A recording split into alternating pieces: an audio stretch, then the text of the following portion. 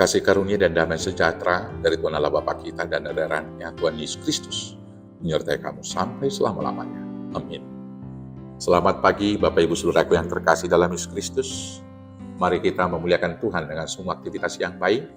Dipandu firman-Nya dari Kisah Para Rasul 16 ayat 14. Demikianlah firman Tuhan. Seorang dari perempuan-perempuan itu yang bernama Lydia turut mendengarkan. Ia seorang penjual kain ungu dari kota Tiatira yang beribadah kepada Allah. Tuhan membuka hatinya sehingga ia memperhatikan apa yang dikatakan oleh Paulus. Demikianlah firman Tuhan. Bapak Ibu Saudaraku yang terkasih dalam Yesus Kristus, menurut pakar komunikasi, manusia mampu berbicara dengan kecepatan 1000 hingga 100 hingga 175 kata per menit, dan mampu mendengarkan dengan kecepatan 600 hingga 800 kata per menit bila mendengarkan dengan penuh perhatian. Namun sering sekali orang tidak mendengarkan dengan sepenuh hati, karena ketika mendengarkan sesuatu, pikirannya sibuk dengan hal-hal yang lain. Orang yang mendengarkan dengan sepenuh hati akan mampu memahami permasalahan yang didengarnya dan mampu memecahkan dan merespon permasalahan itu dengan tepat. Mendengarkan adalah aspek yang sangat penting dalam membangun relasi dengan sesama dan juga Tuhan.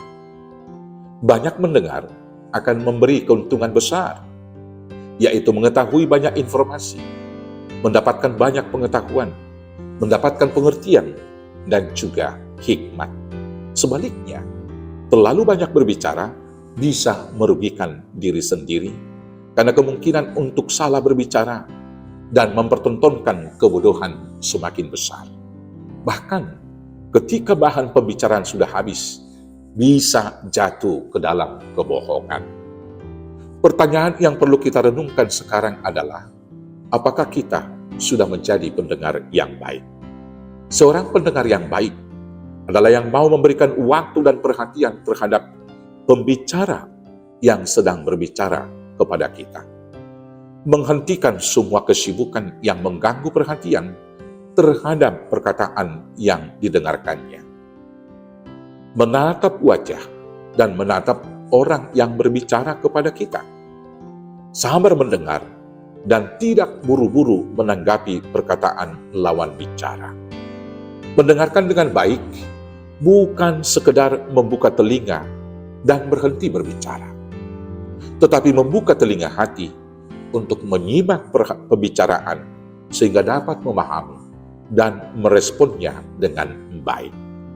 Untuk mampu mendengarkan dengan baik, Yakobus mengajar kita di dalam Yakobus 1 ayat 19 dengan berkata demikian, "Hai saudara-saudara yang kukasihi, ingatlah hal ini, setiap orang hendaklah cepat untuk mendengar, tetapi lambat untuk berkata-kata." Firman ini mengajar kita supaya lebih banyak mendengar, menyimak, dan merenungkan setiap perkataan daripada berbicara. Karena dengan demikian, kita akan dapat memahami maksud dan kepribadian orang yang berbicara kepada kita. Dalam konteks peribadahan, mendengarkan adalah hal yang mutlak kita lakukan. Karena dengan mendengarkan firman Tuhan, kita akan percaya kepadanya, sebab iman timbul dari pendengaran akan firman Tuhan. Rom 10 ayat 17. Orang yang mendengarkan firman Tuhan bahkan diakui oleh Yesus sebagai orang yang paling dekat dengannya.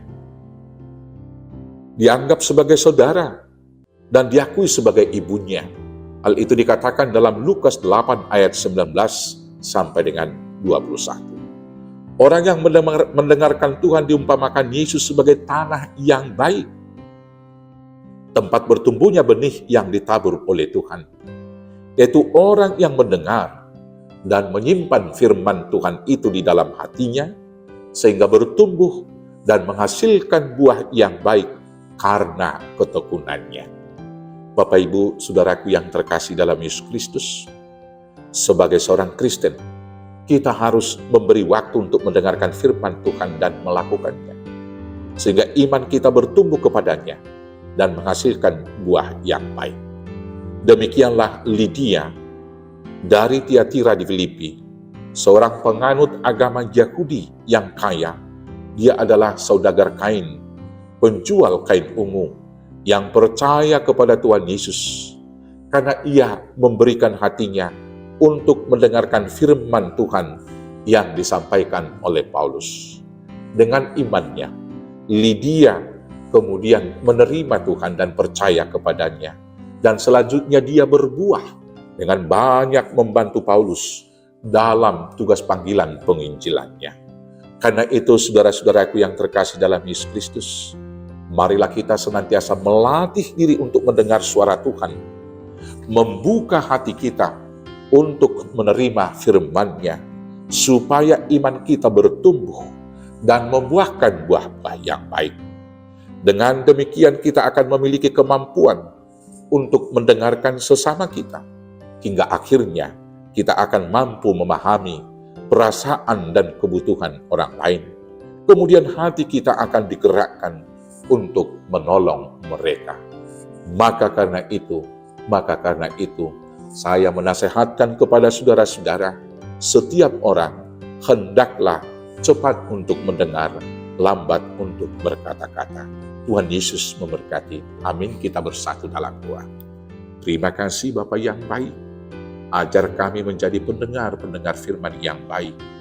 Dan ajar kami untuk membuka hati kami, tempat firman-Mu bertumbuh, sehingga kami digerakkan untuk berbuah, mengasihi sesama kami.